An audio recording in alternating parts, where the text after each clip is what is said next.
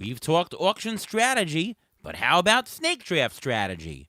Well, we've got you covered for that on today's show. It's our mock draft episode, player picks with our thought process and plenty of tidbits along the way. A 15-team mock with me, Ruvain, and Chris Welsh of Fantasy Pros coming up next on Beat the Shift.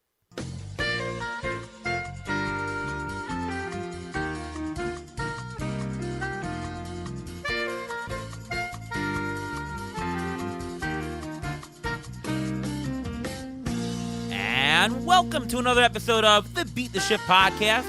I am your host, Ariel Cohen, and with me as always is Ruvain Guy. How are you, Ruvain? I'm doing great. How are you doing today? I'm doing fantastic, and welcome to our mock draft episode. That's right, we're going to be doing a mock draft right here on the podcast. Joining us is Christopher Welsh. How are you, Welsh? What's up, gentlemen? I am doing fantastic. Good to hear your voices. I got to see you a couple months ago, hang out with you. We all got to hang out in the outfield together, had the time of our lives. Love you both, and I'm glad to be here doing some mocks with you. That's right. Ruvain got a ball in that home run derby that we saw in Arizona, and that was a great fun time. Bunch of podcasts, bunch of great presentations, and great to talk to you today. Yeah, I remember when Ruvain got the ball, we all took a picture together like we did it as a team. We were like, guys, we did it. We did set the over-under, I will let everybody know, at 1.5 home run balls, and we went under, unfortunately. But thanks to Ruvain, I know. It was so much fun fending off those 10-year-old boys that were getting out, going after the ball, pushing them, shoving them. That was a lot of fun. Yeah, they were treating Ruvain, by the way, like it was hockey. Like he had it, and they were just slapping him, bada, bada, bada. They were just they were trying to get to that glove. It was a great moment, the whole thing. Yep, good job, Ruvain, tackling the 10-year-olds as you usually do. No problem. All right, well, it's our mock draft episode, but of course we do have to have a little bit of strategy to talk about what our thoughts are going to do. And so we've talked a lot about auctions here on the show, but this is our snake draft. And so let's start with you, Chris. What is your very general snake draft drafting strategy? Give me some hitters. Give me consistency and give me lockdown guys early on. Kind of jump into it. I mean, general strategy is being as balanced as possible, not punting. I'm a little bit more hitter heavy and not having stolen bases dominate my thought process because so many more guys are doing that nowadays. So, really the best way to say it is be as balanced as I possibly can be. Oh, I agree on the stolen bases wholeheartedly. I think I'll add to that. I like to have some uniqueness in my profile early on, some players and stats that you cannot get later on easily.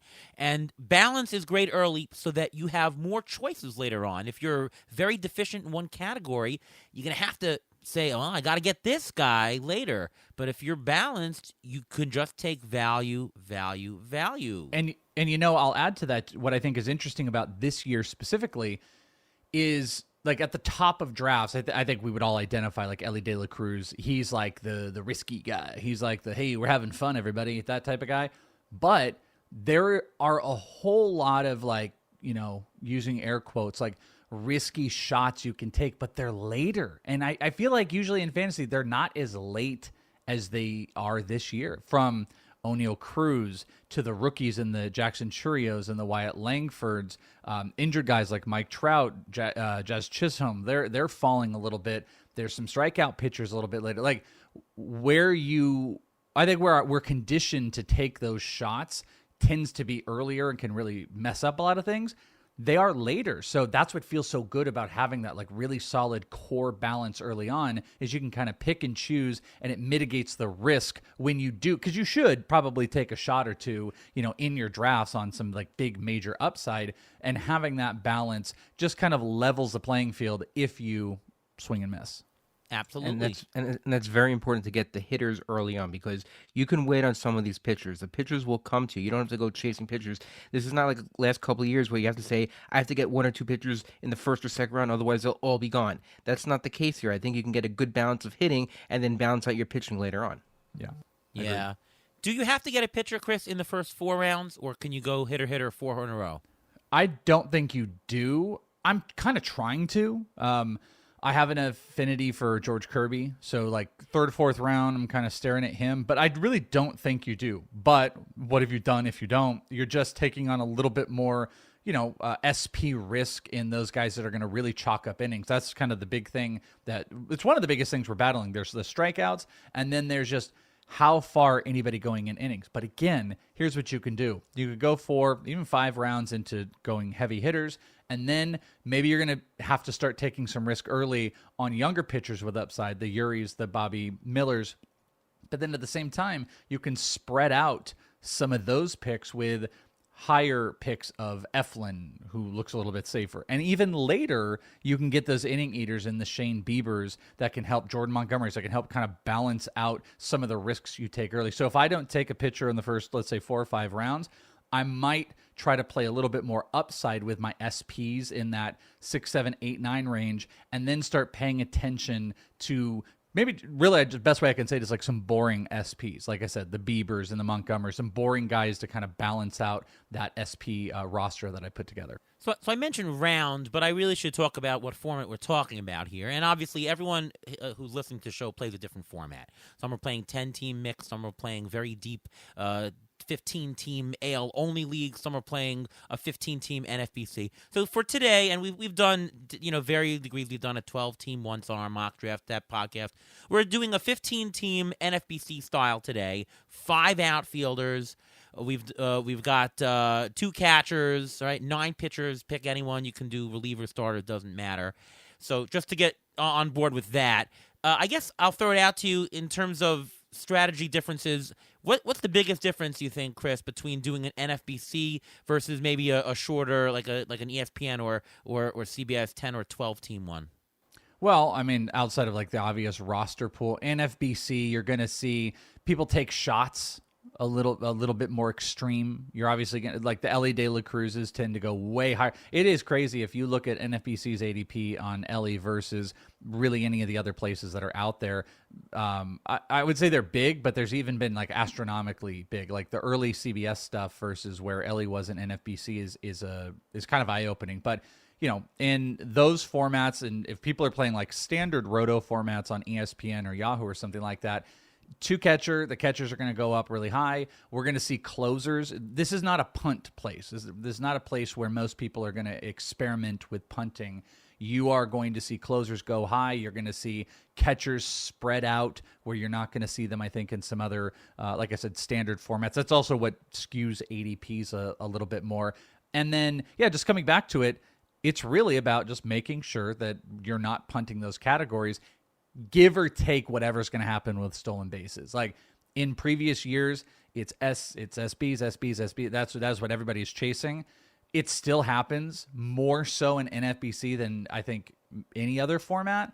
But as we were talking about earlier, like it's kind of the playing field is a lot more even with stolen bases. We can get 20 stolen bases in the 80s or the 90s. You can find 20 homer, 20 stolen bases in that same range. And you can find handfuls of guys that are going to at least chip in, 10 to 15 stolen bases well outside the top 100. They're also pretty good offensively efficient players. So as much as stolen bases are going to bump up here, in an NFBC, I would be prioritizing that balance because I don't need to, go through some of that chasing that happens in the NFBC draft and hold styles. All right, so you mentioned closers and catchers. So what would be your plan? How would you tackle closers in this format? How would you tackle your catchers?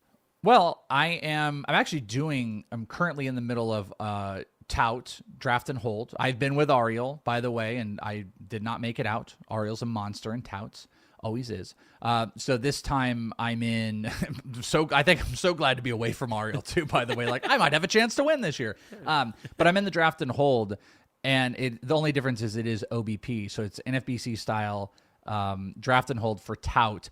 And I'm saying all this because I went early-ish closer. In the 4th round, I snagged Josh Hader. I like one core closer like one guy that I know I can count on. That's going to get me saves. That's going to be out there every day. I don't have to think a lot about it. But then I don't really feel the need to try to like double stack. I'll just get somebody later.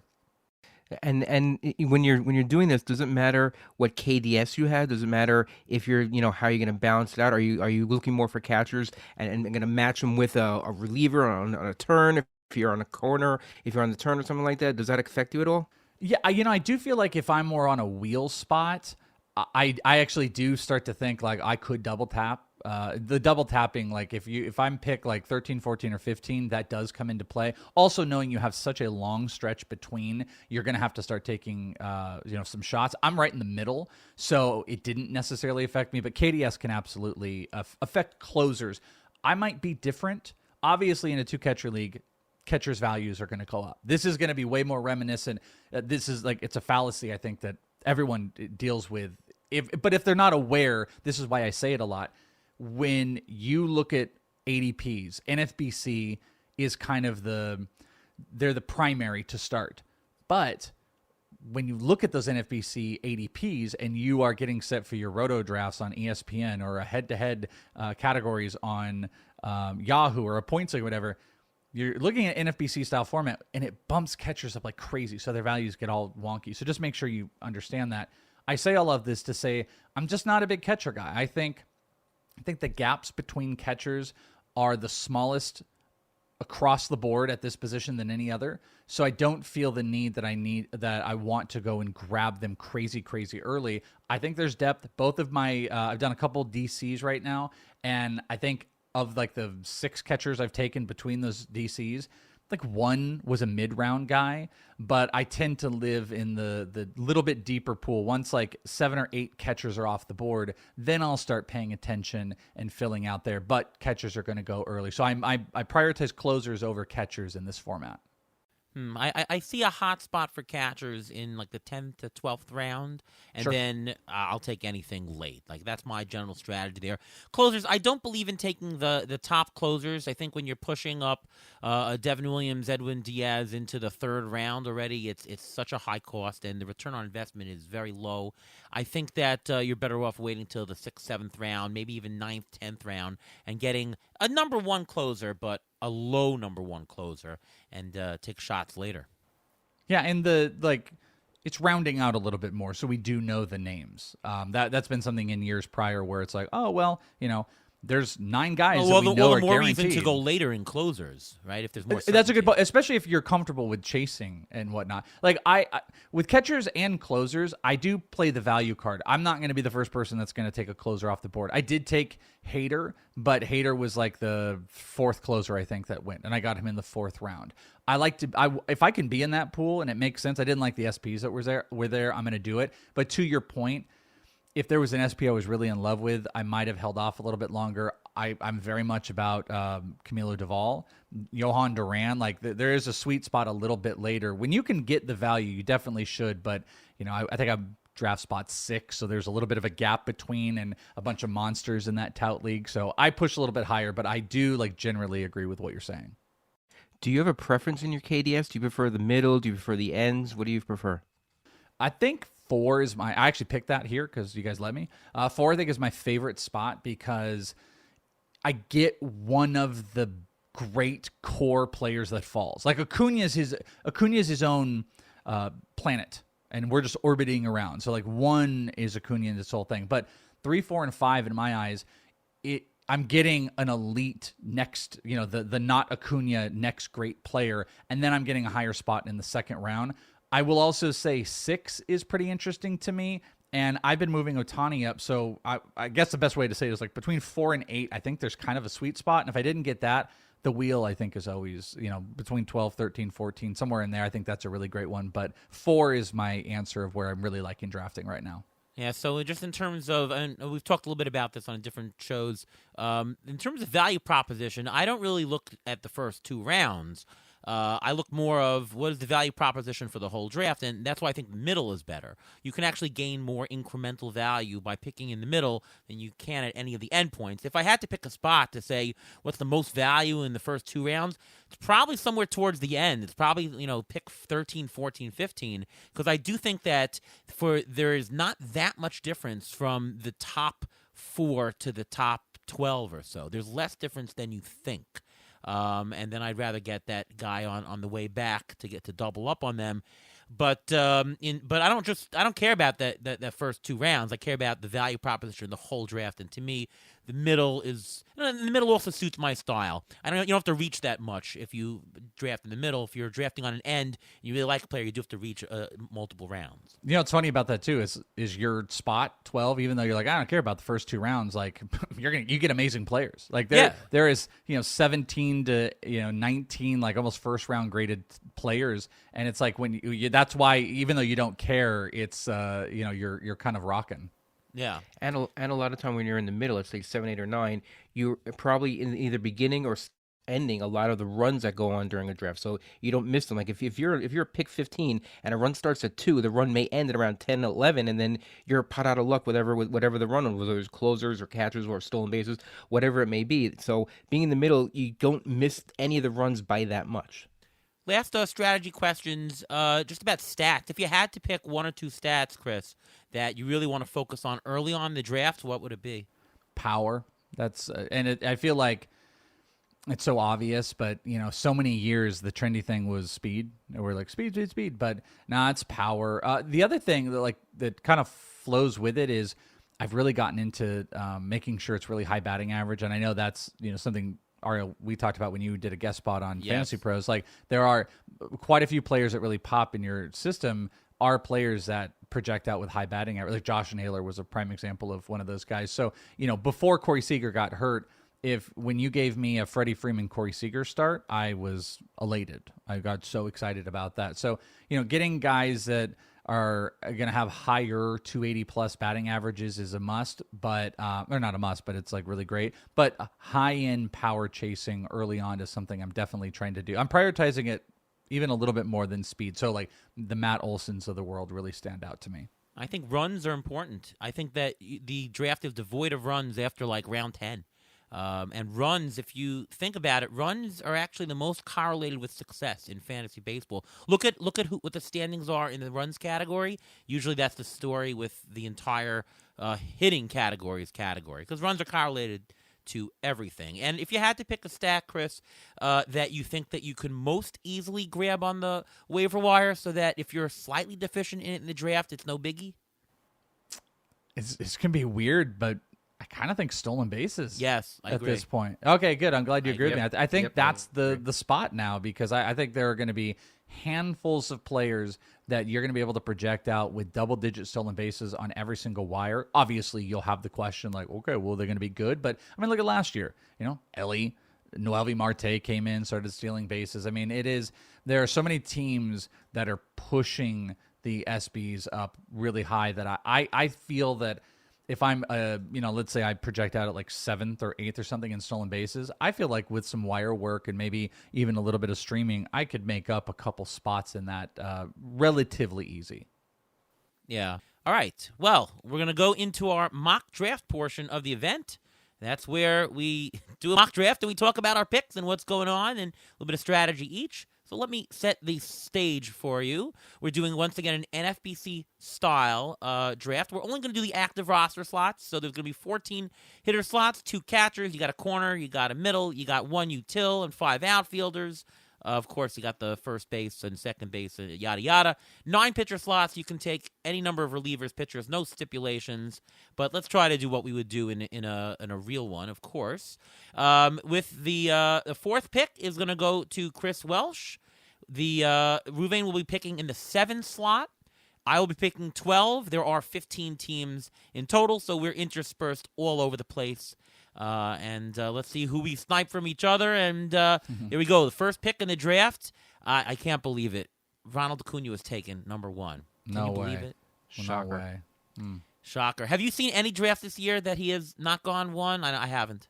Not a 1. I mean, I had this long discussion with some of the dev people at Fantasy Pros where we were talking about player values, and we were actually having this long conversation. I've told the story, but we were having this conversation about how Ohtani and how he valued out. And I was telling one of the guys, I was like, listen, I know Ohtani as a hitter and a pitcher, puts up this like dollar value, however they were doing it. It was this numbered system that it's worth so much more than another player. But I was like, Acuna, kind of performed at 2 levels of a player. You know, I mean, like he was 2 players in production last year. Crazy. You almost have to consider him like that. But no, I haven't seen a single time where he hasn't gone 1. Absolutely crazy. All right, well, the next picks taken were Corbin Carroll was taken number 2. Bobby Witt Jr. was taken number 3. Chris, you're up. Yeah, that was a little bit of a surprise. Obviously, little homer in me. Corbin Carroll, I love. I actually have Mookie Betts ranked a tiny bit higher. I love the second base eligibility, even though I tend to put him in the outfield. But I have been doing a lot of battling with Julio Rodriguez as well because I'm very much into this team. It's 30-30. I know we were talking like, hey, we can make up the stolen bases, but this is one of those instances where, you know, you get your cake and you get to eat it too. Is that the saying? Or it's 30-30. I get the 30 stolen bases, 30 homers, solid batting average, good runs, good RBI. It's complete 5 tool. It's a pretty big no-brainer here. If I felt there was a discrepancy at second, I might be like, oh, okay, I want Mookie, but this is why I love 4, because I know I'm getting one of those great players that is going to have high first-round returns. So I'm taking him, Julio Rodriguez. That's my pick. All right, Betts went 6, and Freddie Freeman went Betts went 5, Freddie Freeman number 6, up to Ruvain. Wow, I was sniped. I really wanted Freddie Freeman at seven there. Usually he's been going there. So when I'm looking at the board now, I'm just looking for value. I mean, and Kyle Tucker, he's going in top 5s in most drafts, and to have him fall at 7, you get the stolen bases, you get the runs, you get the good batting average and a good lineup, everything, all you can ask for a top round pick. So, and if he falls to 7, I don't think I can pass that up. So I'm going to take Kyle Tucker. All right, Tucker it is to Ruvain. Strider went, Soto went, Trey Turner went, and Fernando Tatis Jr. So my choices are, you got a Jose Ramirez, a Matt Olson.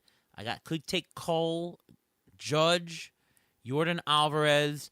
The highest value on my board here is Aaron Judge. I do like an outfielder in this slot because the outfielders are thin later. I'm pretty sure of the power. Now you got Soto protecting him, or he's going to bat him in. Either way is good. I'm pretty sure I'm going to go with Aaron Judge for number 12. Do you get the itch to do pitching early on? No, I think that you really need to lock down a player. I think that if I was picking 14th, 15th, and Strider was still there, and even Cole, I would give that a wick. But once Judge is still available, still one of the acceptable outfielders that I would love, I can't pass that up. You're back up. Back up to me is right. Let's see who went. Ohtani went. Cole went. So I'm not going to pick a pitcher now. Jose Ramirez, Olson, Bryce Harper. What's left is some of the corners. Devers, Alonso, Lindor. Austin Riley is still there. I have Austin Riley valued pretty nicely. Third base is scarce. I like him a touch better than Devers. Gets you a nice base and everything. I think I'm going to lock down some of this hitting with Austin Riley. I like that pick. Yeah. Yeah, I like going for the third baseman there. I think that was very smart. And I was going to go Devers, but Devers was taken right before me. So the picks after you were Corbin Burns, Corey Seager, Francisco Lindor, and then Rafael Devers. Now, you're just talking about power, and I need a corner. I'd like to try to get a corner infielder here also. Ozzy Albies is out there also. I like Albies a lot. I have him, valued pretty high, but I think Alonso is Pete Alonso, being a homer, being a Met. I'd love to have at least one Met on my team. And if I'm going to have a Met, I think it's Pete Alonso, because he doesn't hit less than 40 home runs in a year if he stays healthy. And even when he's not healthy, he stays in the lineup and he hits, and he's still able to hit for power. So I'm going to go with Pete Alonso here. You know, funny about Pete Alonso, well, I don't even have the choice here now, but in my draft and hold on in tout in the second round, I took Corbin Carroll in the first round. The second round came back around. I wanted power, and I was really battling. It is OBP. I was battling Vlad and Pete Alonso, and Arl, it was really interesting where the differences start to pop up between like you and Cardi. You guys are so diametrically different on Pete Alonso and Vlad Jr. Like, really? You're the Alonso guy and he's the Guerrero guy by a pretty like stark margin too. Like, your dollar value on Alonso was like a no-brainer, and he was on the Vlad front. Yeah, and I ended up going with Alonso. I don't love Alonso that early though, Ruvain, because Alonso has no stolen bases, and I don't like starting with an absolute zero. And Alonso batting average a little shaky, so you're starting deficient in two categories as your primary hitter. I mean, I can't say it's that bad. Maybe I would have picked him 5 picks later. I probably would have gone for Ozzie Albies at this stage. I was thinking about that, Yeah. but I mean, I love the power, and I did get stolen bases in the first round with Kyle Tucker, so I'm not completely deficient in stolen bases. And you can never have enough power. I can probably get a stolen base guy Sure. even next round. Sure. And by the way, I'm not here to criticize you. Obviously, we work together a lot, but I'm here more to talk about what I'd be thinking, which is slightly different than you. I think that's better conversation than well that pick. So Yeah, no, I hear that. Listen, there's no in the first two rounds. It's so hard to have a wrong pick because the yeah, values of are course, of course. basically there. So it's a matter of how you want to build your team. If you want to build it with a corner infield, you want to, middle infield is very, it's very deep. So I have no problems not going with Albies and going with another middle infielder. That's actually what I'm dealing with right now. There's Ellie De La Cruz there. I mean, I would never take Ellie De La Cruz in the second round. Are you going to take him, Welsh? No, I'm not. I'm not. I mean, I can be into it. I did this crazy DC. Ariel, you would hate it. It's so funny. It was like somebody called it the going for the top spot. Going for the overall, because I took like Carroll and Ellie, and I had O'Neal Cruz later, and I had a couple other just like I just went high extremes. I was like, we're just gonna have fun, and I went like crazy extremes. No, I would consider Ellie. It's not here. It's funny, like what Ruveno was saying. I actually think middle infield is pretty deep, and there's a lot of players I like. Simeon's out there, but I really like Luis Robert, but I also really like Michael Harris, and I'm just those not, three are my top three choices for hitters. yeah, I'm not sold. If I was sold, Michael Harris would, because here's the deal: Robert and Harris jumping out to me, but Zach Wheeler is there, and I think that is another really. So, unique do you pitcher. think here's the game theory question? If you're sort of indifferent about Harris and Robert and maybe acceptable Semyon, do you think it's better to go for the pitcher that you want now and let whatever outfielder slide to you when it goes around to you? Is that a good choice? Think he'll make it is, except in how I have these guys ranked, I actually think Wheeler is still closer to some of the other SPs that are floating out there, like the Pablos and the Kirbys. So I think I'm gonna lock up my second outfielder. I'm gonna go with Robert. I'm gonna go with and then get the pitcher full to you, I guess. Yeah, we're gonna see who falls to me, which we didn't. We had Semyon, Wheeler, Michael Harris was the last pick, and then Ariel, would you look at that first pick in the third round, Ellie De La Cruz, then Altuve and Henderson. Okay, so you can get a pitcher if you want. You can get Gausman. Yeah, Gausman's he's staring right down to my soul. Yeah, that's what we're gonna do. Like I said, third round tends to be where I get a little finicky, and if there's like a really pretty pitcher that I just can't pass up, well, I'm gonna get trapped. And you know what? Sure enough, there he is, Kevin Gausman. So that'll be my pick. So two outfielders, which can get a little bit thin, lots of power, some stolen bases, and a big strikeout pitcher. I'm pretty happy. All right. Luis Castillo went. Adolis Garcia. All right, Ruvain. Go for it. All right. So now on my board that I have, I think the top players out there are Pablo Lopez. He's staring at me right there as a pitcher, but I think I can wait a little bit longer. I don't think I need him. Plus, he was injured a couple of years ago. He did throw a ton of innings last year. I'd rather have the offensive guy, and I think not going for the middle infielder last round makes me want to go for the middle infielder here. And Bo Bichette is sort of staring at me there. He will give me some stolen bases. I mean, there are some other guys that I could think about. I mean, I like some other pitchers in this spot, but I'm leaning toward Bo Bichette here, so I think this is where I'm going to go middle infield. Okay, that's a good choice. Well, I could take a closer. In between was Pablo Lopez, Adley Rutschman. That's kind of high for a catcher, I think. And Zach Gallen went, and a Rosarina. That's the guy I was staring at, a Rosarina. Well, my choices are. I'm not a C.J. Abrams this early guy. I don't like the profile risk of having all that steals. George Kirby is still available as a pitcher. That's interesting. Glass now for upside is interesting. I have no interest in Yamamoto. And then there's Tariq Skubal. There's a bunch of good pitchers available. Why do you have no interest in Yamamoto? not at the third round here, and Yamamoto might not make all the innings. I don't know if the Dodgers will go to a six-man rotation. Will they save him for the postseason? I don't know. I have so much projections uncertainty with Yamamoto.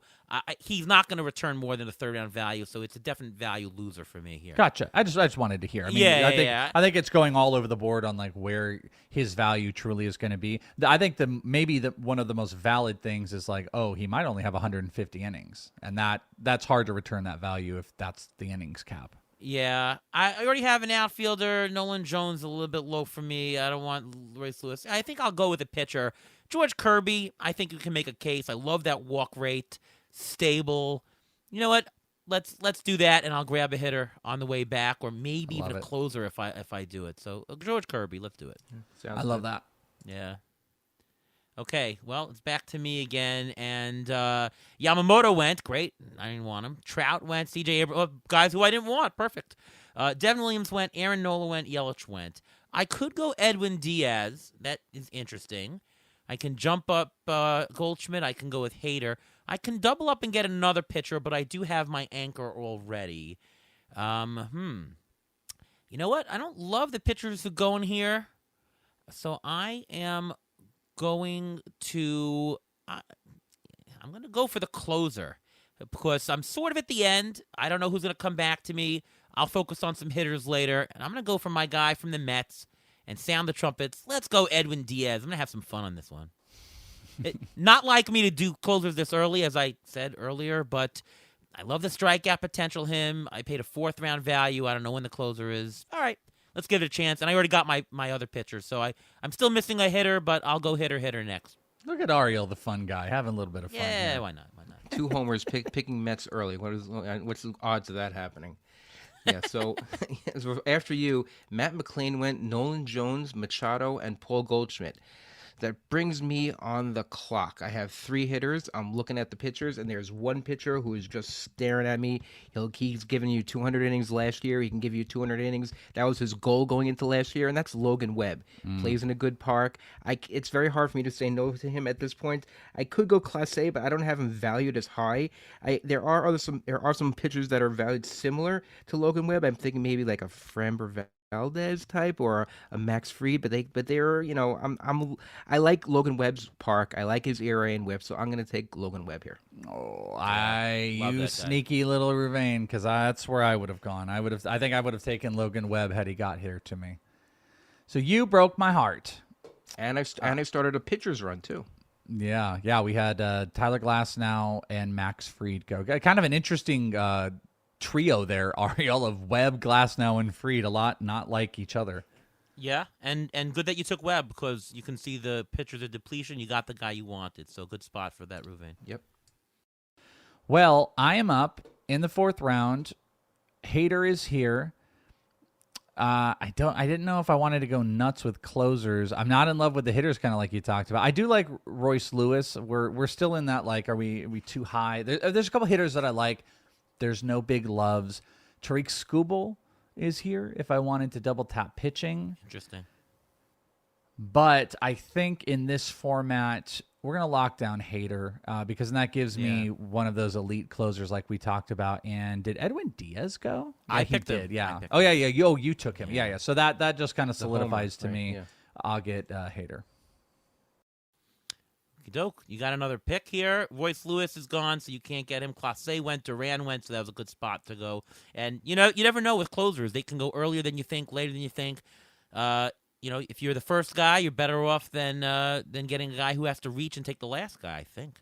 You know what they say, if you're not first, you're last. Yeah.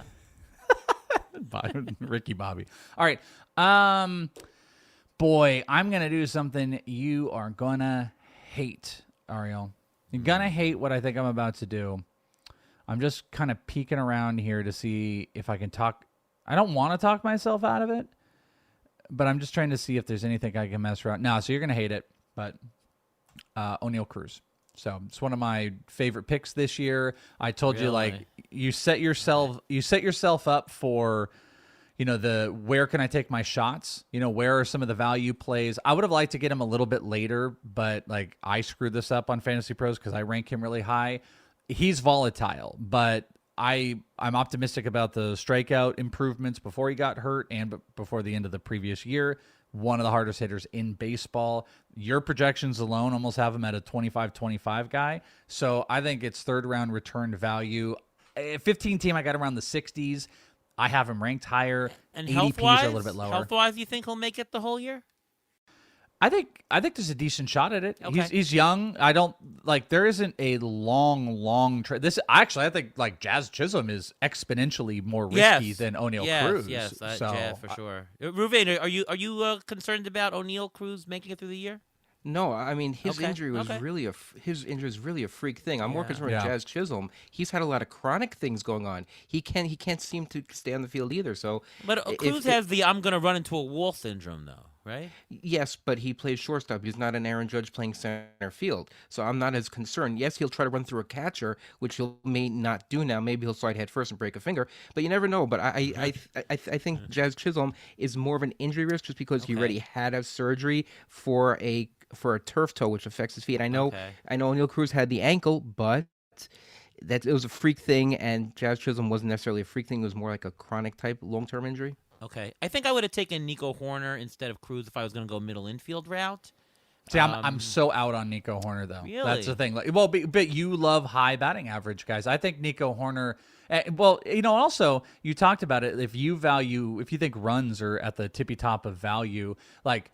That is his core. He is batting average, runs, and stolen bases. That's if it. the stolen bases continue, and then the others are absolutely depleted. So I get why the value is there. I think he's pushed up too high. But again, those are just philosophical differences. He is. Yeah, I probably would have liked him at the end of the round. But all right, listen, Cruz, upside guy, definitely has the talent. I mean, per plate appearance, he's been great. So. But I did use my, as I call them, risk bucks. This was my risky pick. So I'm like just letting everybody know, I would probably not look at Jazz Chisholm now, and I'm probably gonna not look at some of the rookies, the Churios and whatnot, because what I need to do, and this is the kind of risk of taking guys like this, which is kind of not fun. And sometimes you got to be do careful. That, by the way, do you purposely say, okay, I'm only gonna I'm gonna take my shots. I took it here. I won't take it for another 5 rounds. Like, do you not do that? necessarily, but I'll tell you this, like I think Luis Robert is a little bit risky, and I didn't get another hitter when I took Gossman, so I actually feel like I've opened up my risk portal for offense a little bit more than usual. Like if I had that start I talked about before, or like let's say I had Austin Wright or Rafael Devers in the second round. In the first round, I got like Mookie Betts. That's as safe as it can be. Like that's so safe. So I would feel fine with a guy like O'Neal Cruz. I feel like I set myself up a little bit for my offense to be dicey. So I'll pay attention to it moving forward. Right. No, this is I love this discussion. It's really good to hear. Different ideas and for the audience to hear all sides of how you can skin a cat here. All right, moving. All right, so then after O'Neal Cruz went, Cody Bellinger went, and Nico Horner went. I was looking at Nico Horner maybe to bounce me out for stolen bases, but I have a middle infielder already, and this is where a little strategy comes into play. Ariel, you mentioned that the 5th round, this we're in right now, 5th, 6th round, is the area where you want to think about maybe getting a top catcher. So I have an idea that in one of your 2 picks coming up around to me again, you're going to probably take one of the top catchers. So I'm going to try to get one before you get it. He's actually one of the top guys valued on my board right now. And I'm going to take as my top catcher, William Contreras. Wow, over Will Smith. Okay. Bit high for me for catchers, but he is the best catcher there. I guess you like him better than Real Muto also? Yes, I do. I think Real Muto is not going to get you as many stolen bases this year as he has in the past. I just have a feeling he's not old, but he's not young either. And I still see a little bit of upside in Contreras, and that he's going to be batting middle of the order. I mean, so is Real Muto, but still, I have. This is more of a I like this guy slightly more than that guy, but I'm good with either one. Okay, so coming up to me. We got Camilo Doval. I don't need a closer. Jazz Chisholm went. Sparber went. And we saw the catchers go. I could use a hitter, but I see a bunch of pitchers that I do like available. Logan Gilbert's available, and Zach Eflin's available. Even Yuri Perez is available. and I kind of like one of those, and I'll get a hitter on the way back, I guess. So I'm zooming in. I think it's going to be Gilbert or Eflin for me. Anybody want to give some advice? Irvain? I think you. I mean, I speak to you all the time, and I know you like Logan Gilbert. I know you like both Zach Eflin, but usually you can get in most drafts, you can probably get Zach Eflin a little bit later. So if you want to take the risk and you want to double tap pitchers, you may be able to get both. Though I will say, I love the Eflin idea here too, because I like the low variance of like I don't have to worry about the walks. He's like one of those like Kirby, Webb, Eflin. They just make your rotation great, and then you can do a lot of stuff built around them. Where sometimes, like I did with O'Neill Cruz, sometimes you are reacting to the rotation. You don't have to react with Eflin. And the thing I wanted to say is he is number 6 on the Fantasy Pros pick predictor. So he definitely could fall, but just based on what's going on here, he may not. You know, Eflin and Kirby to start the draft, that is a heck of a good whip. I'm going to see what happens, and even though I probably should pick a hitter to bolster it, I'm going to pick the pitcher here because I like the value here, and I'll go hitter, and I guess hitter after that. So let's go Zach Eflin. What the hell? Okay. You got Eflin, Bregman went, Snell went, Arenado, Josh Lowe, Kodai Senga, Will Smith, and Logan. And can you believe Gilbert's... it? Logan Gilbert is still sitting there. All right. So strategy. How stupid is it to take Gilbert now? Because I already have Kirby, Diaz, and Eflin. Am I crushed on hitting if I just go pitcher? I just don't think so. I don't think so. There's still some really great hitters back there. It's such an advantage you give yourself when you put I know like it gets scary, but not for you. You know, you're comfortable with how you're drafting, but like I think you put yourself in such a great pitching advantage that now where you do have some I have to pivot into pitching, you get to pivot back to hitting where there's a lot of pitching going here. So I don't think it's a bad idea at all. You know, it's a mock. Let's give it a try and see how that build will go. And I mean, that's a nice staff. Gilbert, Eflin, and Kirby paired up with the number 1 closer or a top 2 closer. And then you can wait on pitchers for quite a while and just go hitter, and you're good. Yeah, let's give that a shot in this mock. So let's go Gilbert. Grayson Rodriguez went. Bednar, Cassis, Bogarts. Up to you, Ruvain. Okay, so players I'm looking at right now, there are a couple out there. I don't think I want to go for a pitcher here. I'm not in love with the pitchers at this level too much. I'm not, Yuri Perez is interesting to me. Do I want to go a second pitcher? Just, same thought like you had. Yuri Perez, I don't have value that high, and I think I'm going to go hitter here. So the hitter that I'm looking at is probably one of the most underrated hitters every single year, and that's Brian Reynolds. I think he's one of the top numbers on our board. He's an outfielder. Outfielder gets very thin very quickly, so that's my choice. Yeah. Had I not had to, I mean, I knew as soon as you said like he's underrated, I'm like, oh, you're saying Brian Reynolds. I knew that's where you were going to go. I already had 2 outfielders, but had I not, like, I love Brian Reynolds on every team. He's just the glue guy. Eflin's a glue pitcher. Brian Reynolds is a glue hitter. I love those players that just kind of fix it all back in. So I've got those rookie pitchers that are sitting here. Yuri Perez. I'm a big Bobby Miller guy. I have Bobby Miller slightly ahead of Yuri Perez. I don't think I can get either one of them, or I can't get both of them. I think I can get one. I'm considering double tap pitching here, and then I'd be kind of putting myself in the same Ariel situation where I'm pretty heavy on pitching. I just don't like. I'm not the hitters either. All right, here's what we're going to do. We're going to lock down Bobby Miller, and let's see what happes. So Bobby Miller, SP2 here. Well, I've definitely pushed up the pitching with all my pitching being taken, right? It has a minor effect. You did. Well, Luis Urias just went. Yes. Joe Ryan, Glaber, frickin' Torres is probably where I was going to go. Yuri Perez, Teoscar, and Yandy Diaz. So, Glaber going kind of changed things up for me.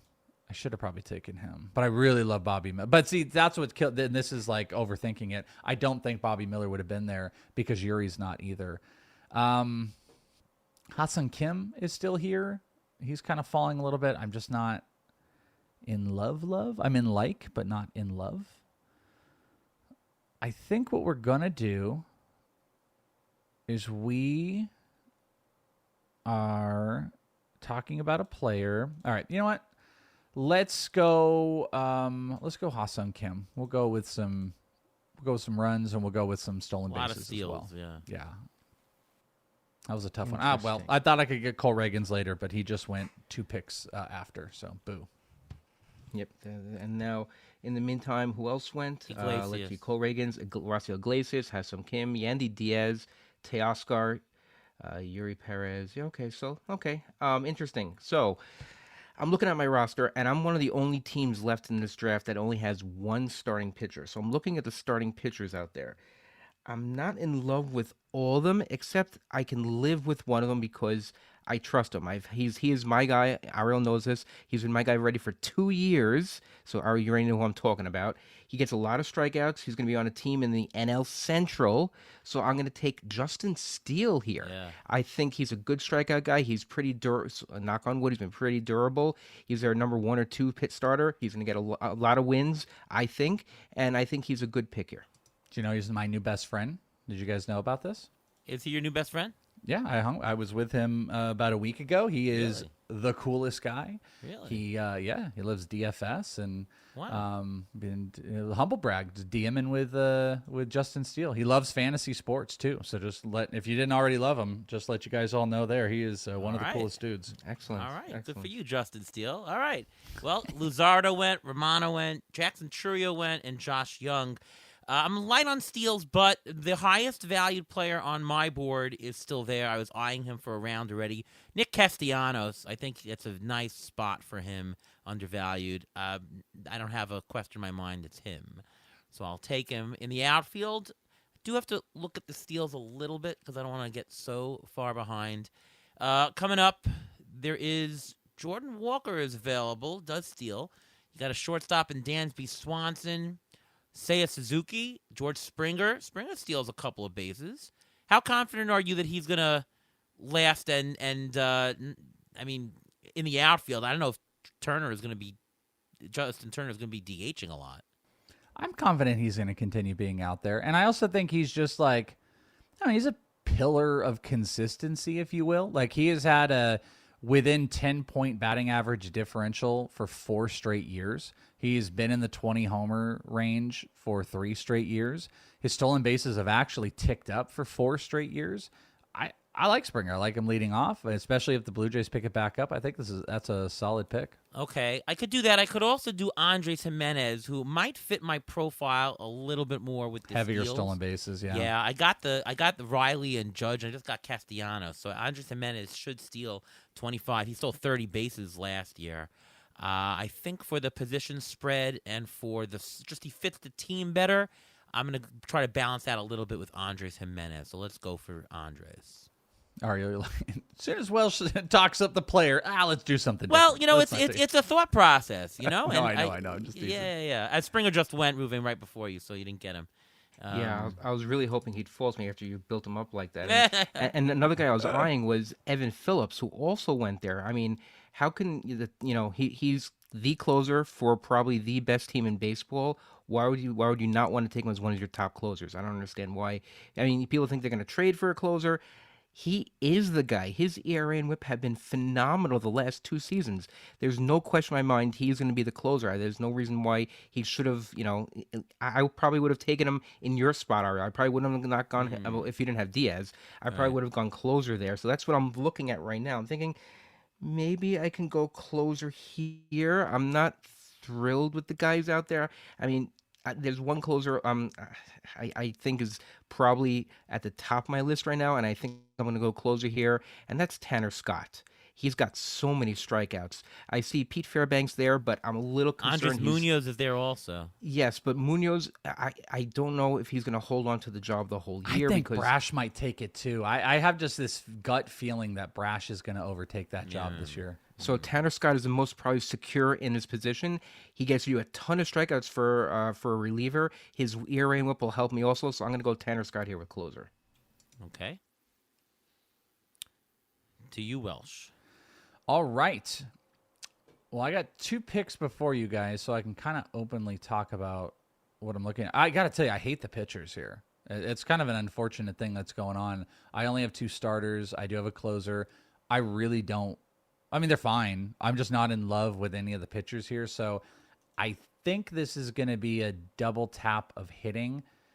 Suzuki sitting here is tough for me to pass. I do have 2 outfielders, but here is something that I'm messing up a little bit.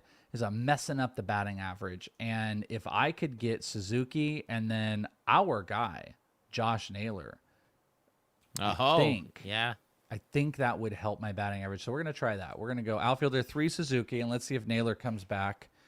Yeah, Naylor would be a guy that I would like in this spot. And he did. So I'm going to instant take him. Yanier Diaz was the guy who was eyeing a catcher. He was gone very far. Yeah, wow, same. And it's my turn, and the 2 picks right before me, Riley Green and Wyatt Langford. Is it too early for Wyatt Langford in the 9th round? No, I mean, if we put our brains into like the NFBC format and the shots and the 50-team draft and hold, no, I don't think so. Langford has a legit shot to break camp. I personally don't think he will, especially with the Seager injury. I think they're going to need to carry an extra infielder, and then when Seager comes back, I think he's going to DH, which maybe takes a little bit away from Langford, but I think he'll be up in like the first month. And he's a high OBP guy, really good contact, power speed. Outside the top 100, I mean, can you really pick on like taking a shot outside the top 100? I mean, there are really good players here, I suppose. You could be like, hey, you passed up, Riley Green just went, but you pass up Anthony Santander or Zach Geloff for a theoretical shot, but Langford could be a top 50 return if we get like 90% of what we saw last year. Yeah, so that's my thinking. And you mentioned the guy who I'm staring at right now. Outfield does get a pretty shower pretty quick, and I think I only have, I think I only have 1 outfielder right now, or 2. I have 2 outfielders. I want to get as many outfielders early as possible, so I'm going to go with my guy you mentioned, Anthony Santander. I think he's also a little bit underrated. He's been batting cleanup almost every day in that lineup. He's one of the guys that doesn't get platooned as much, so I'm all for him, and I think he's a good pick right here in round 9. Yeah, I like that. Okay. Vinny Pasquantino just went. I was really considering him. Stephen Kwan, Cruz, Santander you took, and Walker Buehler. I think that right now, and we are in round 9, I mentioned that we're 9, 10 or so is the best times to take a catcher. Maybe it'll drop later. I'm eyeing Salvador Perez, who I think is the best value. I think he'll last till the next round. And if so, I'll take Salvador Perez on the way back. Question is, should I take? There are some good closers. Ryan Helsley is still left. That's a 9th round. Is not too expensive to take him. I like him. Seems to be coming back. I could take like a Chris Bassett, but I have enough starters. You know what?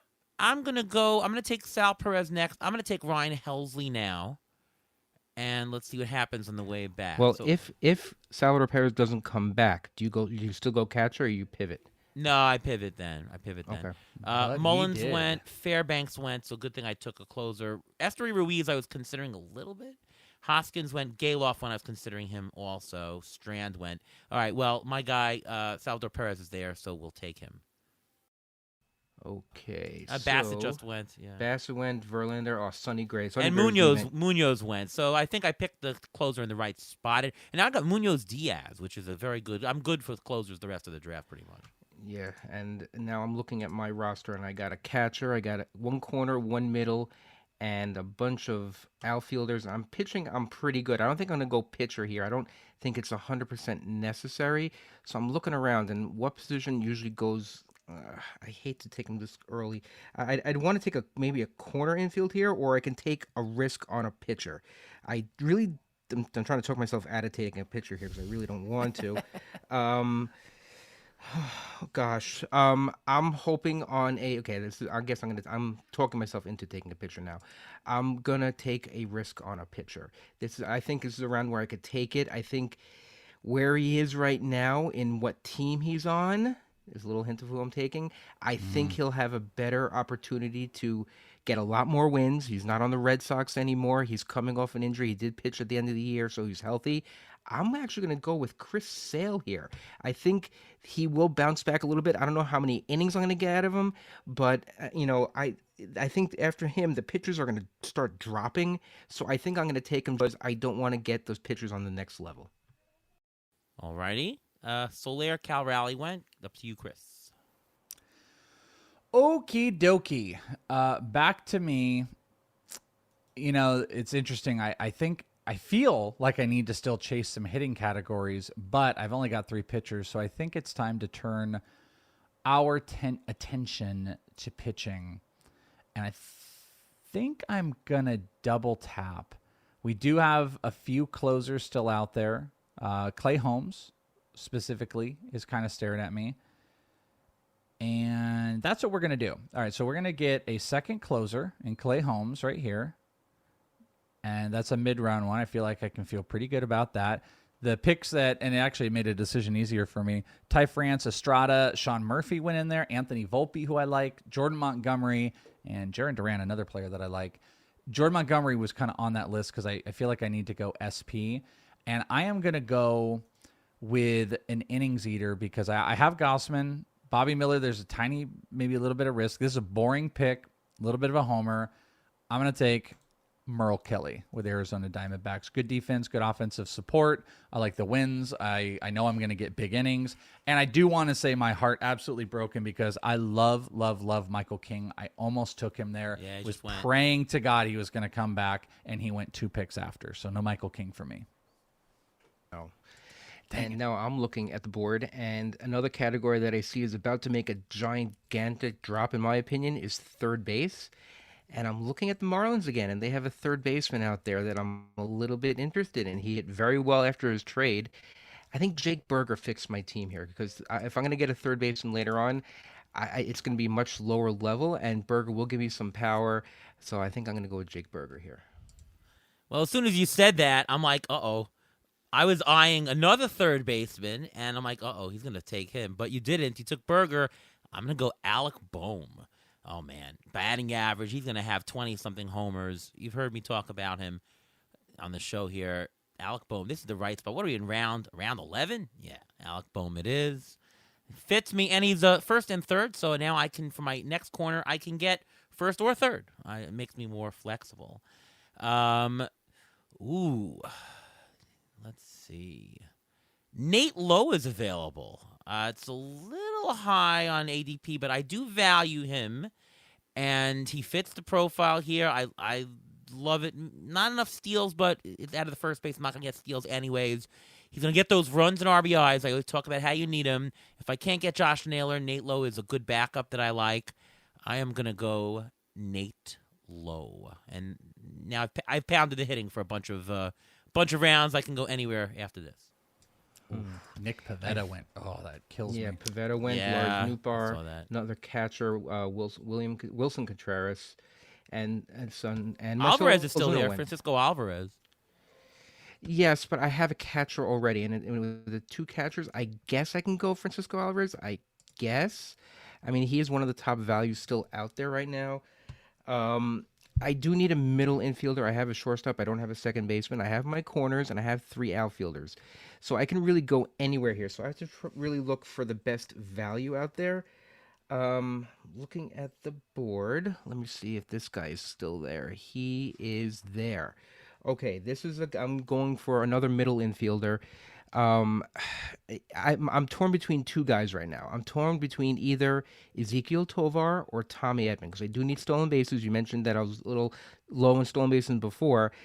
Tovar playing in Colorado, Edman playing with all the position eligibility. It's a little early for Edman. I think I have Tovar valued a little bit higher, but I'm going to take Edman just because it gives me a little more flexibility. Yep, and give you the steals also. Not a bad pick. Oh my gosh, my heart just destroyed. Gabriel Moreno. Gabby, yeah, you knew exactly because the catch, as I told you, I want like later catchers. Blah Alvarez blah blah is still blah there blah. Oh no, Alvarez. that's who I'm gonna snap take him. But I wanted Gabby Moreno for the batting average. I think you're in for a lot of improvements. He's going to be hitting high in the order. He's one of the best batting average catchers, by the way. And he fit the mold of what I was specifically trying to do. Also, I'll tell you, I was looking at Max Muncy, but he would have killed my batting average. I really wanted Moreno. That hurts. But Francisco Alvarez, I'm here for the big power. That's a snap pick in this two-catcher format. Jackson Holliday, Jonah Heim, Noelvi Marte, Junior Caminero, Shane Bieber, and Craig Kimbrell all just went. And my heart still hurts, which is sad. Sorry. Yeah. You know what? That sounded actually very genuine, so I appreciate that, Aro. It sounded like you really did feel sorry for me. We're going to lock up. I don't know if it's boring or not, but I really love low watt guys, and I really love me some Bailey Ober. So we're going to get Bailey Ober as my SP4 here. So I'm very excited about that. That's a good one. And a couple other pitchers went. Alzolay went and Ryan Pepio went, who hopefully in Tampa will have a better go at it. And I'm looking again, and there's another guy. He's a young guy. He almost, did he win the Gold Glove last year at third base? I'm not sure. I do need a corner infielder. His value is pretty high as a third baseman. I'm looking at the other first basemen out there. You know, they at this point, a lot of them have warts. I think I'm looking at Brian Hayes as a guy who can get me a corner. I think I can get a middle infielder later. I don't love the outfielders here, and I'm not in love with the pitchers, so I'm going to go with Brian Hayes. Okay. Picked in between Outman, Paredes, Crawford, Gavin Williams. There's a couple of pitchers I like, so I'm going to go for a hitter. I think the highest value for me happens to be a position I need here, Willie Adames. There's also Nolan Gorman, who I like very much. I was thinking, as soon as I saw his name, I was thinking about our conversation we had about Nolan Gorman and Arise and just all of the, and your projections really pop Nolan Gorman. Yeah. I think that just because I have the second baseman and Adames maybe a little more steals, maybe more RBIs and runs, I can go with either of them. Just because I already have the second baseman, let's go with Adames to be different. So let's go Willie Adames right now. And on the way back, Gorman was taken, so I would have double tapped if that happened. But all the pitchers are left. And on the board, I do have a choice. There's Bryce Miller, Brian Wu. There's Aaron Savali. That's a good choice between. There's also a Hunter Brown, Darvish, and Berrios. So I like some of this group here, and I'm thinking here. I think for me, it's between Wu and Savali. I'll leave Brandon Fott for you. Welsh. Thank you very much. Can I hear a Ric Flair Woo? Brian. Woo! Oh yeah, that was good. Yeah. I will go with Brian Wu because I want all Seattle Mariner team. I already have a bunch of them, so let's go Brian Wu and let's go Mariners this year. Oh, there went Darvish. Yes, there's a whole pitcher run here, so I'm going to follow up on this pitcher run because there is another guy out there who, and for some reason, I'm getting a lot of Marlins on this team. I like Braxton Garrett. I think he'll give you a lot of innings. He seems pretty safe. He pitched pretty well last year. I'm not concerned about any injuries right now. I mean, he's already has some shoulder soreness already. They already mentioned it last week, but I'm not overly concerned about that. So I'm not. So I think I'm going to go Braxton Garrett here just because I think he will give me some innings, and it seems like I like a lot of Marlins on this team.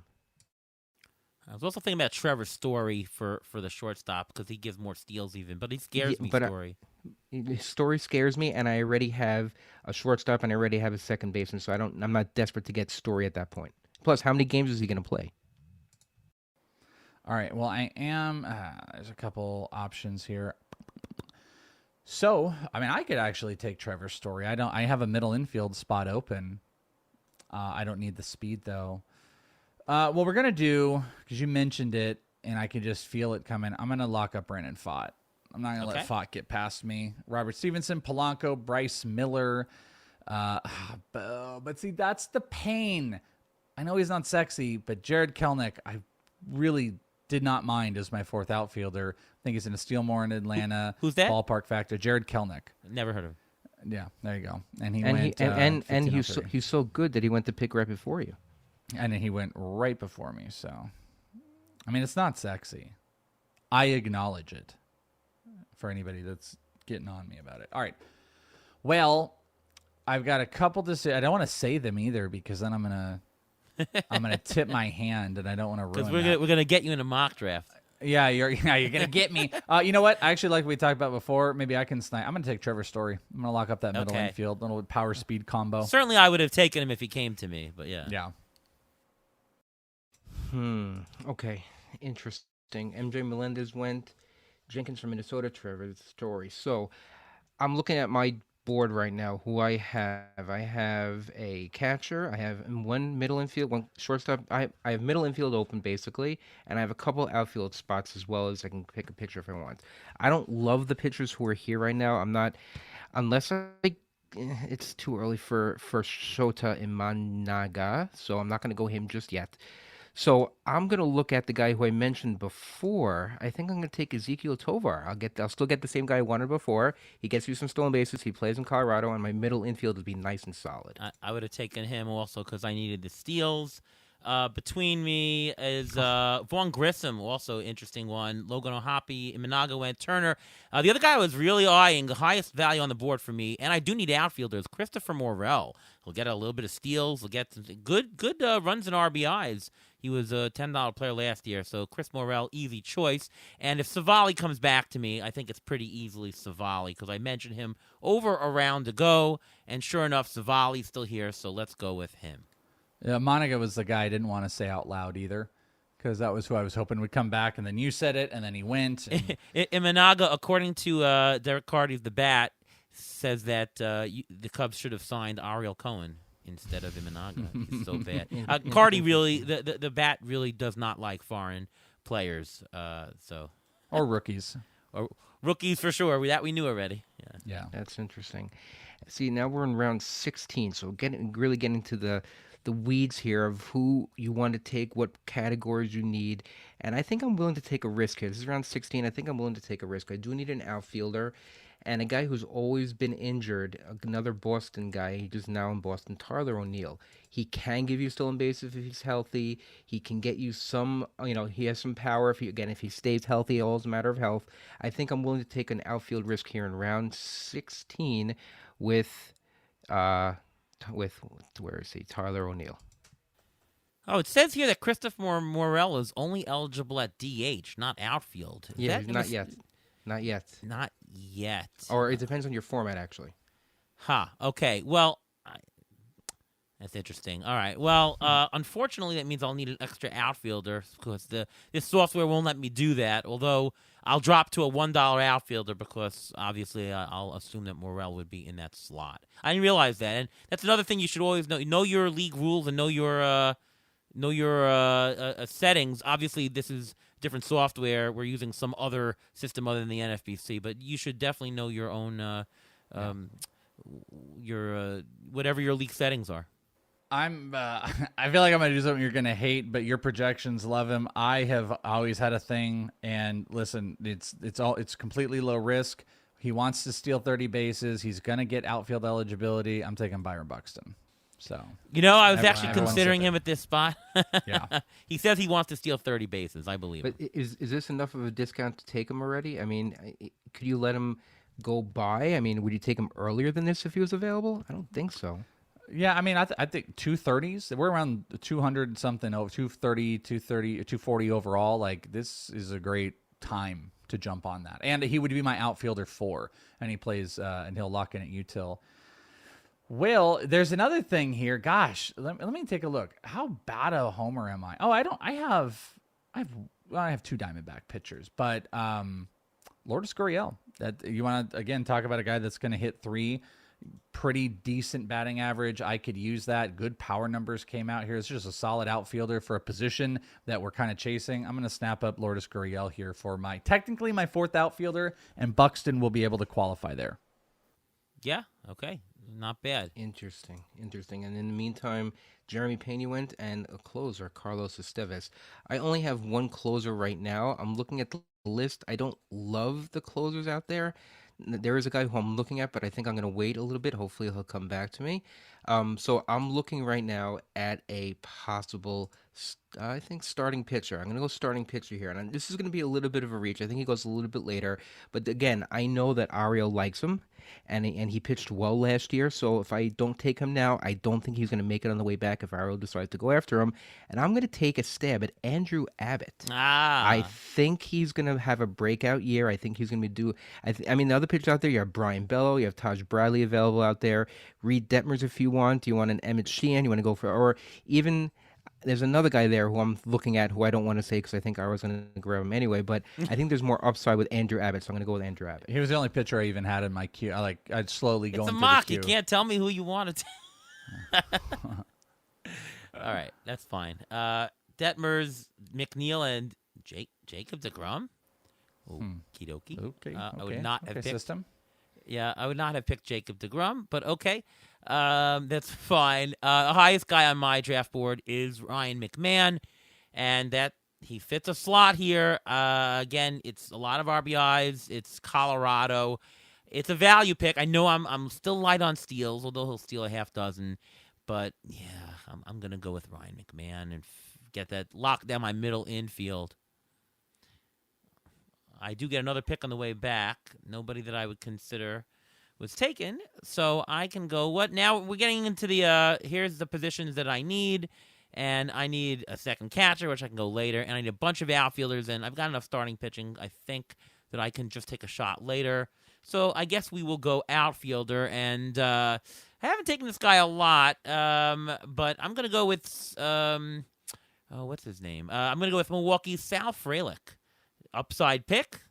This is the part where I just definitely do want upside pick. So let's go with him, Sal Frelick. Might get you some infield eligibility too. Actually, I was just at the Brewers the other day, seeing Pat Murphy oohing and on all over Sal Frelick working with the infielders as well. Yeah. Yikes. And the pitcher the closer that I wanted went 2 picks before me. I was looking at Matsui because he pitched today and he looked very good. He did. He look looked good, yeah. very, very good. But he's gone, so I guess I have to pivot from that. I don't think I need a starter here because I took a starter last time. I think the starter I want further down the road is still going to be available. I do need some power. My stolen bases are nice and spread out. I really need an outfielder. I have. I mean, the top guy who I have, I think I really like Ryan Mountcastle here, but I don't think he fits me, so I don't think I'm going to be able to take him. I have an outfield spot. I have a utility spot. See, this is the question. Do you go after the top value guy if you have the utility open, or do you go after the last outfielder and have to get outfielders later? I tend to want the value. I want like the best bat in that util spot, but that's me. Yes, which is what I'm thinking also. That's why I'm going to go with Ryan Mountcastle here. I don't see how I can't. His second half of the season, when he came back from injury, he was electric. He was amazing. He almost carried me and Iro to one of our wins, to a win in NFBC. So I'm going to go with Ryan Mountcastle here. I've been a huge fan of his for the last couple of years, and I want at least one Oriole on my team. Okay. All right, a couple White Sox went there. Kopech, Vaughn. I feel like Brian Bayo is just too good of a value right now, so I'm gonna snatch up Brian Bayo for that. Might be my last. No, I have one more pitching spot here, and then I actually don't have a third baseman at this point, and I'm swimming in a pretty low pool here. Matt Chapman a little bit earlier was the guy that I was looking at. Don't need stolen bases. I actually am looking at the third baseman I'm looking at. I'm just not sure that I need to jump to try to get them right now. So I'm gonna get a corner infield spot, and I'm gonna pick up Josh Bell. I think Josh Bell is another one of those. Just those little core guys. Those little core guys that fit, batting average and everything. Definitely went too late. I had my corners all looked up. I was looking at him, but I don't have a slot for him. No. Good. I'm looking at my roster as Lance Lindwith, Carl Harrison, and I need another closer, or at least a reliever. I have only one closer so far. I'm looking. It's kind of already slim pickings here in round 19.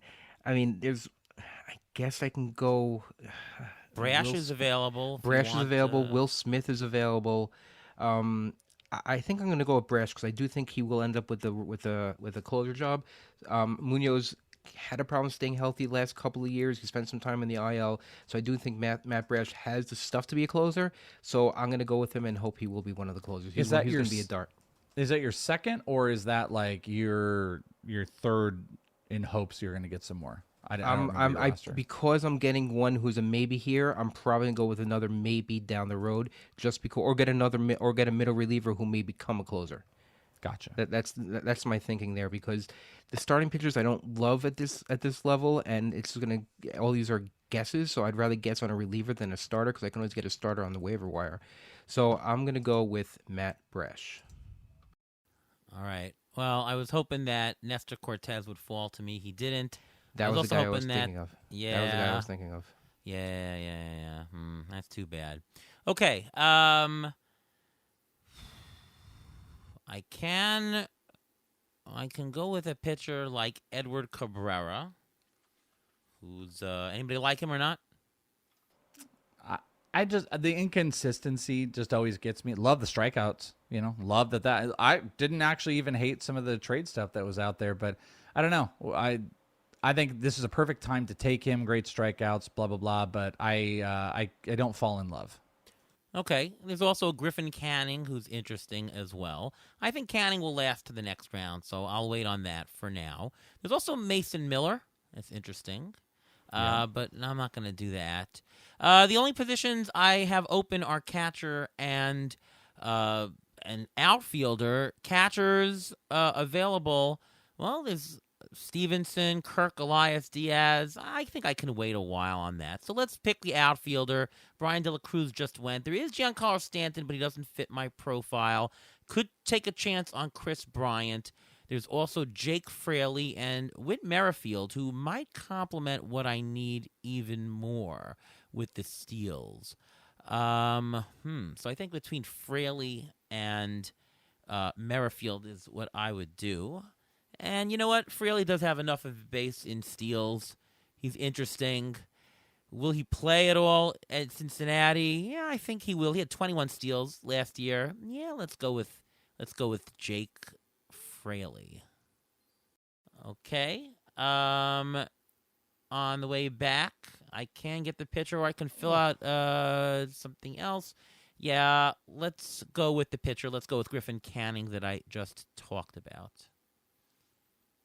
Okay. Getting into, we're round 20, so just 4 more picks or so for everybody. Yeah, and I'm comfortable taking an outfielder here. I have one outfield spot left, and then I think it's going to be just pitcher, and catcher for me, and the second catcher. The pitchers I can live with. I can get another middle reliever later on, I believe. So I'm looking at outfield, and Austin Hayes has also been pretty underrated the last couple of years.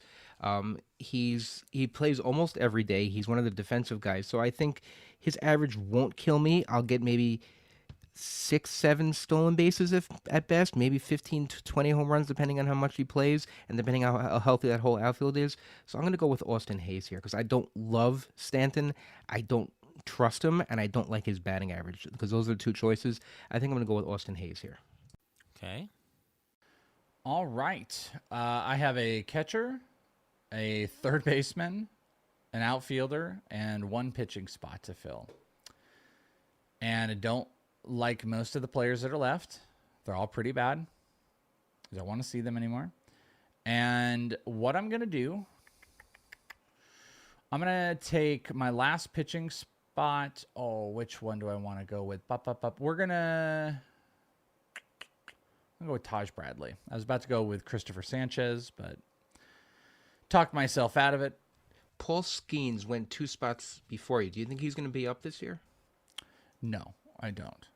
So I think there's a possibility. I shouldn't say that. There's a possibility that he could be up. I think they're going to play it really light with him this year. And Henry Davis just went. Is he going to catch? Yes, I think he'll get some. I think he'll get that catching eligibility exactly and be enough. That's actually a really sneaky pick in a 2-catcher league. Sneaky. But it wouldn't have really helped a whole bunch in the. He went late. I went on Baseball HQ Radio today and said that he was a late round bust, but not at this spot, not at round 20. I've seen people take him quite a bit higher than that. Yeah, exactly. Well, I completely screwed the pooch on third base. Like beyond belief.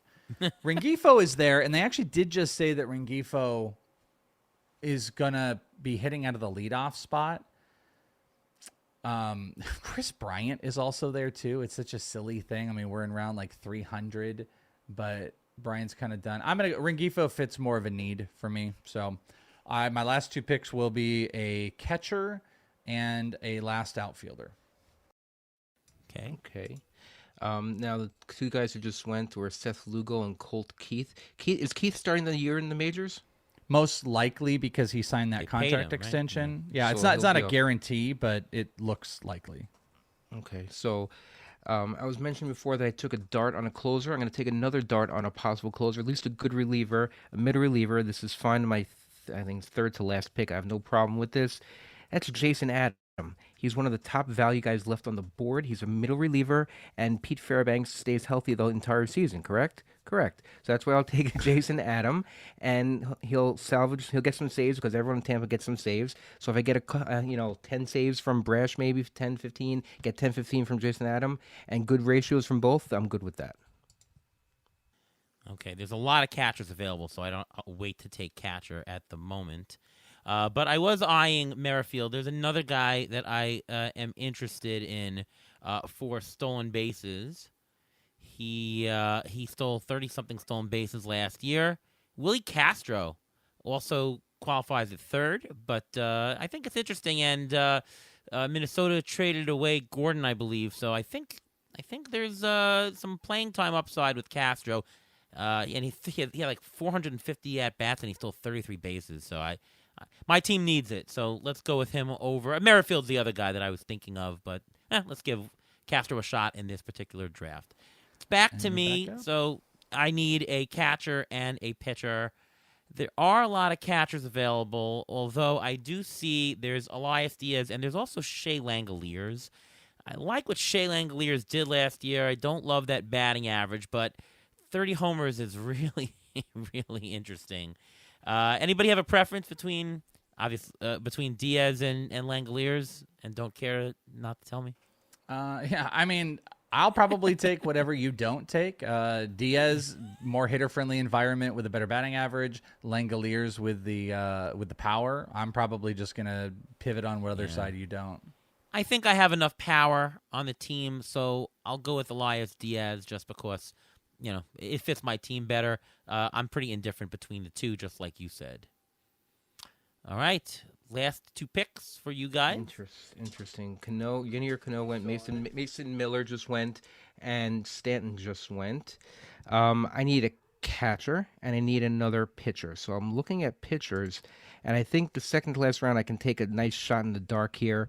A guy who I think has a little bit of upside, and I'm going to go with Reese Olson from the Tigers. I want to get one of those young Tiger pitchers.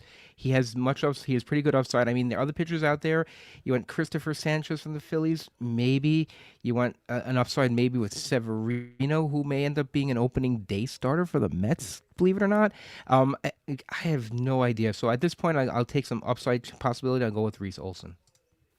That's depressing that our first day starter could be Severino. Although I hope it's the old Severino, right? If that happens, I'm excited. Yes. All right, and last 2 picks here. and if he would start, he would be the second pitcher to ever start opening day for both the Mets and the Yankees. Do you know who the other one is? To start opening day for both the Mets and the Yankees. Al Leiter? No, but correct a little before that. David Cohn? Yes. Yeah. David Cohn started opening day for both the Mets and the Yankees. He would be if Severino starts for the Mets opening day. That's how far the Mets have fallen that he's starting opening day. Last year was Max Scherzer. This year it's Luis Severino. Yikes.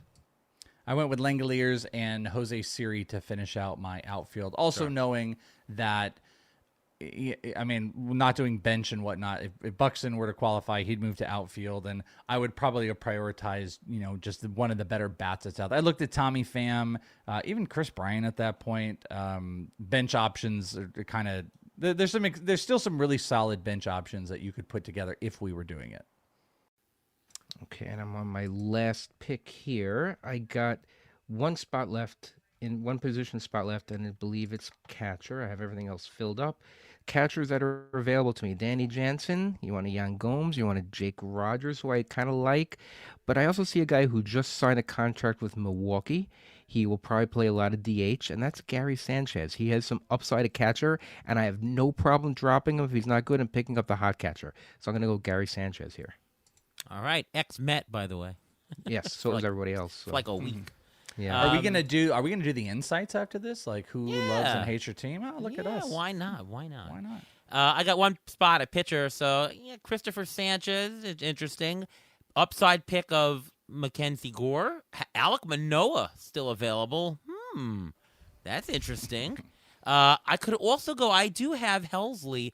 I could go with Giovanni Gallegos. Is that a good idea to get that kind of handcuff? What do you think, guys? I do. I don't trust Helsley. I don't trust the Cardinals. They haven't shown any level of trust in like, hey, this is the one guy and we'll never deviate from that. They do. If I'm taking Helsley, I am taking Gallegos. That sounds smart. So I'll go with your advice there. Giovanni Gallegos, that's why I locked down that Cardinal situation. Okay, that is it. So we're going to go to projected standings. Ooh. I got an A+ in my draft. What do you guys get? I got an A-. I got an A. Oh, okay. Biggest loser. Top 3. We got 4 out of the top 15 teams, the 4 of us. Excellent. Great job. Let's see. Expert opinions. Wow, I don't see myself on there that likes me the most. That's interesting. Chris Towers likes my thing. Scott Pianowski, Andy Behrens. Not bad. Scott White hates it. So CBS is split on my on whether they liked it. What about you guys? I've got just a couple things to it. Also, the insight page on Fantasy Pros is awesome because it'll tell you like, hey, what if the steals categories? I, by the way, had top 5 projected in homers, RBI, stolen bases, wins, and strikeouts. So that worked out. My dear friend Mike Mayer, who I'm going to be seeing in a couple days, Mike Mayer with Fantasy Pros, and shout out to Mike Mayer finishing top 5 in the accuracy rankings. He loved it the most. I loved my own team. O'Neal Cruz, Bobby Miller, Merrill Kelly. I was number 3. Corey Piper, Scott Pianowski also loved it. Who hated it? Can you freaking believe this? My co-host Joe Pisapia just hates it. Nate Miller, Blake Meyer, and also Scott White was not having my Bobby Miller and Scott White would hate this draft. We should have had him on also too. I know, because we wouldn't have drafted anybody he wanted. Well, do you guys see any holes in your team? Do you see any deficiencies that you need to work on the fab or anything? Third base. I do this a lot. I let a position go, but I let it go too far. I really shouldn't have done that. I felt like that set me back a tiny bit, but I love my outfield. I love the hitting a lot. I got great closers. The pitching is solid. It's just I just put this big, huge, glaring hole at third base, which I don't love. But I do love the overall construction. Tons of stolen bases, power. But I also chunked batting average. That ended up being a thing that I'm clearly going to be behind in. You don't want to punt in these formats, but if you do, you want to make sure like 5 or 6 categories you're projected top 5 in. Right. Not bad. And any analysis about this draft? I mean, this draft seemed pretty reasonable to what I would expect. I think players that I got came roughly at the rounds that I would get. Obviously, there was one guy that I reached for 2 rounds, one guy that went 2 rounds late. I took him, but for the most part, it seemed pretty chalk. I think. What do you think? Yeah, I think so. Ravane? Yeah. I think it went pretty as expected. There were some surprises, like you don't think Jacob deGrom was going to go that early in either even a live draft or even an NFBC, because who's really drafting Jacob deGrom in an NFBC? So there are some outliers, but otherwise this seemed pretty on par with what a normal draft would be. I definitely got. I think you sniped me. There were some snipe situations, but I will say it didn't feel. And part of it is preparation, listening to great podcasts like you guys, and hopefully maybe checking out what I do and mock drafting.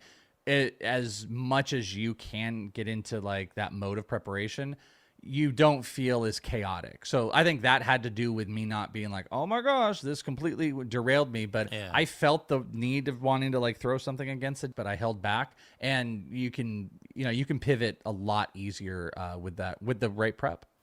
Favorite pick and least favorite pick. Let's go Welsh. Let's see. I gotta pull up my team here. My favorite pick that is not, let's say it's not O'Neal Cruz, because then we're getting all homery. Let's go with. Are we talking like value or just like I'm Whatever. a crazy person? Yeah. Just whatever. Whatever. I'll say Bailey Ober. I really liked getting Bailey Ober where I did. Okay. And least favorite was my third baseman. Getting Luis Rengifo as a starter. That's disgusting. Okay, Ruvain? Yeah, I think my favorite pick was I like Andrew Abbott where he went. I really like that a lot. My least favorite pick was Chris Sale because he has the most question marks and he's my number 3 starter. I don't like having such question marks that high up for my starters, but he does have some, I guess you can call it ups on them being healthy, so whatever. All right, my favorite pick was Alec Boehm. I thought that was a really good spot for him in the position that we needed. I don't really have an awful pick. I guess the pitcher strategy up front sort of worked. Maybe I should have done a hitter then. The Morel thing, just because of the software, is probably my least favorite pick because I couldn't take anybody else at the util position. So Yeah. I guess for that type, for the construct, and again, I didn't realize it when I picked him. I guess he would be my least favorite pick. All right. Well, this has been a fantastic episode. Hopefully you, the audience, has gotten something out of it here as you saw our thought process and, thinking about what we need, what we have to get, good picks, bad picks. Hopefully you got a lot of information out of it and, of course, the strategy at the beginning as well. So thank you so much, Chris Welsh, for coming on the show. And why don't you let the audience know where we can listen to you and all things Chris Welsh? Yeah. Hey, thank you guys so much for thinking of me and inviting me. I'm always honored, and I love doing it, and I love both of you guys. You can check out all my stuff over at Fantasy Pros. You can check out the podcast. Joe PCP and I are just churning out tons and tons of podcasts, great shows. We had Ariel on. It's actually one of our most listened to and most watched. Oh, awesome. Because we also have a YouTube channel, youtube.com/fantasyprosmlb. Go and subscribe to that. And we just got a bunch of cool stuff. We've actually got a Fantasy Fest coming up, I think March 15th. So if people want to check that out, follow me on Twitter at @IsItTheWelsh. And of course, I've always got In This League going, my In This League Fantasy Baseball podcast, and Prospect One, where I break down fantasy prospects throughout the land and all my dynasty content. So Twitter's the best place to find all the things that are going on, though. Well, Fantasy Pro Show is a really great show. I can definitely tell you that. And was the show watched a lot of the Marcus Stroman clip? Oh my gosh, we were laughing so hard. I don't know if the editors got. I told Joe found the picture. We were like, we got to get that picture. It was so funny. Yeah, it was a great episode. We were talking about ATC projections, and like I said, you can only not just hear it, you can watch it. And our crew do really really great production. So I suggest if you love Ariel, go and check out that episode. We had a lot of fun. Yeah, it really was a fantastic show. Thanks for having me there. Definitely check it out, and you can see what Marcus Stroman sent me when I said that he's not elite. All right, Ruvain, what about you? You can follow me on Twitter at MLB Injury Guru, where I tweet out injury updates. You can also catch my weekly in-season article on Rotoballer discussing injuries and all the next players up. As spring training rolls along, more injuries will be out there, so keep your eye out for all my tweets.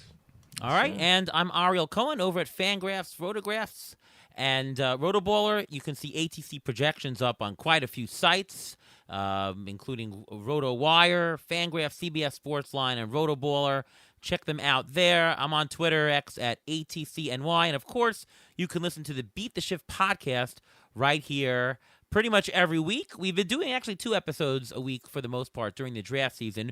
We're going to be off next week as I'll be down in Florida drafting in mixed labor, the mixed labor auction. So check that out. Should be on Sirius XM Radio. And we'll be back the following week with a couple of episodes. We'll have Greg Jewett to do bullpens. And Ruben and I will do our injury cast at some point right after that. That's where we go through an hour or so of injury updates. You'll definitely want to listen to that show. All right, once again, thank you so much to Chris Welsh for being on the show, and from all of us here at Beat the Shift. We'll see you next time.